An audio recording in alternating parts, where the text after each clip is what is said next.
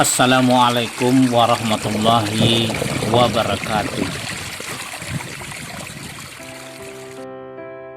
Selamat datang di Didi TV, sebuah kanal pribadi yang mengajak kita semua memahami tentang diri kita sebagai makhluk ciptaan Tuhan yang paling sempurna.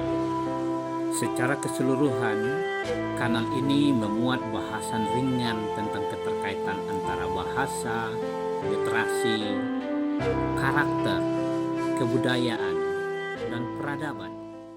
Saudara, sebagaimana diungkapkan pada edisi sebelumnya, pilar keempat dari 5 pilar literasi informasi adalah kecendekiaan menggunakan dokumen yang memuat simbol-simbol informasi.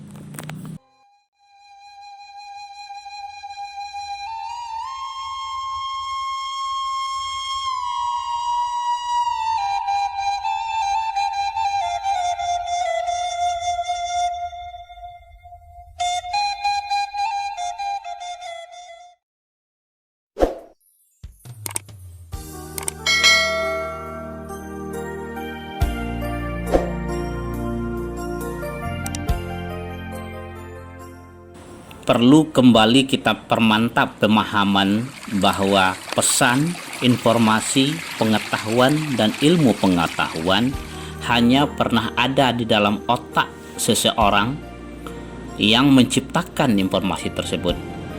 Dengan demikian, dokumen yang memuat simbol-simbol tulisan, gambar, grafik, simbol-simbol lain seperti buku, majalah, surat kabar, kamus, ensiklopedia, dan dokumen digital bukanlah sumber informasi. Mereka itu semua hanyalah media, alat, atau al-qalam yang menghubungkan antara pencipta informasi dengan orang lain yang kemudian menciptakan informasi baru. Artinya, pesan, informasi, dan pengetahuan serta ilmu pengetahuan tidak pernah keluar dari otak manusia. Lebih tegas lagi bahwa di dalam dokumen baik manual maupun digital tidak ada informasi, pesan, pengetahuan, dan ilmu pengetahuan. Inti dari pilar 4 literasi informasi, kecendiaan menggunakan dokumen informasi tersebut adalah iqra, bukan baca dan bukan juga membaca. Kalau membaca masih tetap dipahami seperti yang didefinisikan oleh Kamus Besar Bahasa Indonesia dan sebagian besar ilmuwan bahasa. Definisi yang dibuat oleh Kamus Besar Bahasa Indonesia, kamus-kamus lain, ensiklopedia, dan ilmuwan bahasa telah menggiring kita ke pemahaman bahwa seseorang memperoleh atau mendapatkan ilmu dari bacaan setelah mereka membaca. Padahal pesan, informasi, pengetahuan, dan ilmu pengetahuan tersebut hanya akan ada atau akan muncul dalam otak seseorang bila orang tersebut menciptakan pesan, informasi, pengetahuan, dan ilmu pengetahuan baru dalam otaknya sendiri. Itulah iqra. Orang tersebut tidak pernah memperoleh dan mendapatkan pesan, informasi, pengetahuan, dan ilmu pengetahuan dari dokumen-dokumen tersebut. Karena dokumen-dokumen yang memuat simbol-simbol informasi tersebut tidak lebih hanya alat, media, atau al-qalam untuk mendokumentasikan, mengkomunikasikan, dan mendiseminasikan pesan, informasi, pengetahuan, dan ilmu pengetahuan yang telah diciptakan oleh seseorang. Kalau kita simak secara saksama rangkaian 5 ayat pertama yang diwahyukan Allah kepada Nabi Muhammad Rasulullah Sallallahu Alaihi Wasallam, kita akan paham benar bahwa perintah iqra yang dimaksudkan pada ayat tersebut bukan membaca, apalagi mengeja atau mengartikulasikan rangkaian huruf, tulisan, atau teks. Secara eksplisit, jelas dan tegas Tuhan menyampaikan bahwa Dialah yang mengajarkan kamu dari sesuatu yang tidak atau belum kamu ketahui. Secara jelas dan tegas juga pada ayat sebelumnya, Tuhan mengungkapkan bahwa Ia mengajarkan manusia dengan perantaraan al-qalam. Secara leksikal bermakna alat tulis.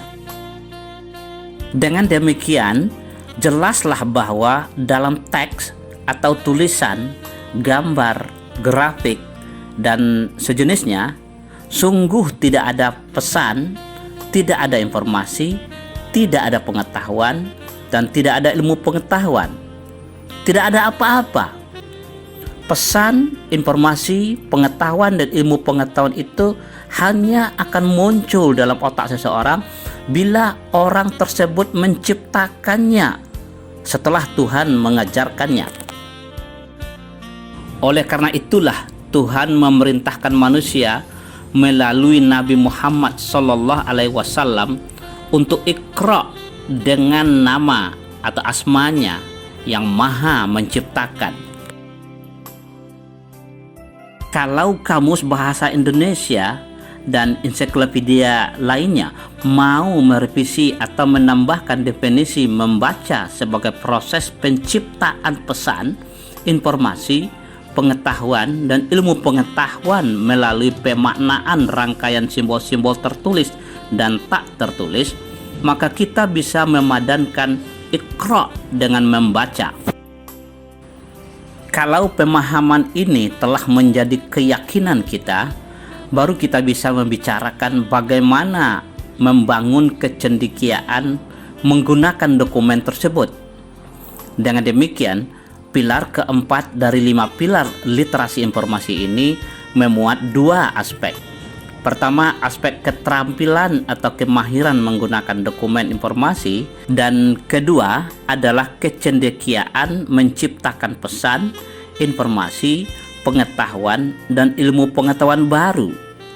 Inilah sesungguhnya puncak literasi. Cara, metode, teknik, dan kiat menggunakan dokumen informasi sangat ditentukan oleh jenis dokumen yang digunakan. Menggunakan dokumen informasi faktual seperti kamus, ensiklopedia, direktori, dan lain-lain jelas berbeda dari cara menggunakan metode dan teknik atau kiat menggunakan dokumen informasi bibliografis. Untuk memudahkan pemahaman kita, dokumen yang memuat simbol-simbol informasi dapat kita kelompokkan atas 2 jenis. Pertama, dokumen rujukan yang dikenal juga oleh kalangan pustakawan sebagai koleksi pustaka referensi. Dokumen ini memuat data dan uraian ringkas dan sangat singkat tentang sesuatu, seperti kata dan istilah, orang dan lembaga, waktu dan peristiwa, alam semesta dan gejalanya, produk dan harga, data dan angka-angka, firman Tuhan dan hadis Rasulnya. Kedua adalah dokumen yang memuat simbol-simbol informasi komprehensif dan menyeluruh tentang sesuatu. Karena memuat data dan uraian ringkas tentang sesuatu, dokumen atau pustaka referensi tidak digunakan secara keseluruhan. Kita hanya memilih bagian atau cantuman tertentu sesuai dengan kebutuhan. Oleh karena itu, isi pustaka atau dokumen jenis ini diorganisir secara alfabetis atau tematik atau kronologis, sehingga pengguna bisa mudah dan langsung menuju entry atau cantuman yang diinginkan. Katakanlah Anda ingin mengetahui apa yang dimaksudkan dengan modern. Langkah awal yang perlu dilakukan adalah memahami makna leksikal kata tersebut, makna sebagaimana dijelaskan oleh kamus. Kamus yang baik selalu memuat data tentang kelas kata, part of speech, seperti kata benda, kata kerja, kata sifat, atau kata yang berfungsi gramatikal, seperti preposisi atau kata depan, kata hubung atau conjunction, dan lain-lain. Bahkan kamus yang sebenar-benarnya kamus memuat data terkait dengan kata turunan, kata berimbuhan seperti awalan, akhiran, seperti sisipan, dan gabungan imbuhan. Dengan kata lain, kamus tersebut tidak hanya memuat definisi dari kata tersebut, apalagi hanya sekadar padanan kata tersebut dalam bahasa lain. Kalau belum puas dengan uraian makna leksikal, Anda bisa memperdalam pemahaman Anda dengan menelusuri sejarah kemunculan dan perkembangan penggunaan dan makna kata tersebut dari masa ke masa dengan menggunakan kamus etimologi seperti The Origin, Etymoline. Untuk lebih mempertajam pemahaman, Anda masih bisa mencari kata lain yang berhubungan dengan kata tersebut. Hubungan tersebut bisa berupa kata yang bermakna sama atau hampir sama, yang disebut dengan sinonim, kata yang bertentangan makna, antonim, dan kata yang berhubungan makna dengan menggunakan thesaurus. Kamus etimologi biasanya memuat silsilah atau diagram kata atau istilah yang menggambarkan hubungan satu kata atau istilah dengan kata yang lain dan kata turunannya, serta hubungan perkembangan makna dari kata tersebut. Biasanya, sampai pada tahap ini, seseorang sudah mulai menciptakan pesan, makna, informasi, dan pengetahuan di dalam otaknya. Salah satu indikasi bahwa seseorang telah menciptakan makna, informasi, dan pengetahuan dalam otaknya adalah bahwa orang tersebut mengekspresikannya dengan ungkapan "Oh begitu", baik secara lahiriah maupun batiniah. Artinya, tanpa kita sadari, kita telah mengungkapkan simbol kekosongan yang berbentuk bulat yang kita ucapkan dengan O atau nol yang bermakna kosong. Kita mengakui bahwa kita sesungguhnya kosong, tidak tahu apa-apa sebelum Tuhan yang Maha Mengetahui memberitahukan atau mengajarkannya. Orang-orang beriman akan mengungkapkannya dengan ucapan Subhanallah.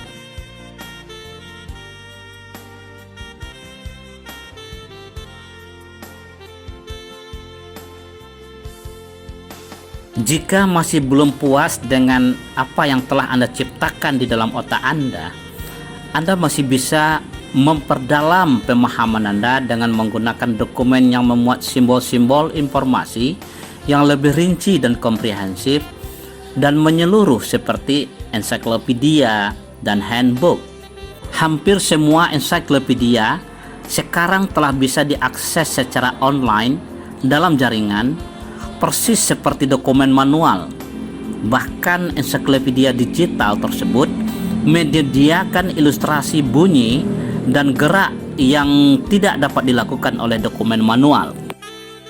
Jika Anda masih ingin membangun pemahaman yang lebih utuh dan menyeluruh, Anda perlu menggunakan dokumen yang secara khusus memuat tentang topik tersebut, seperti buku teks. Perlu diingat bahwa sebelum menggunakan sebuah buku, Anda harus paham benar tentang buku tersebut secara umum dan menyeluruh. Bukan sekadar mengetahui nama dan gelar akademik penulisnya, tapi paham benar dengan kepakaran, reputasi, otoritas, dan integritasnya. Bukan sekadar mengetahui judul dan anak judul dari buku tersebut, tapi paham benar dengan rangkaian dan ringkasan isi buku tersebut.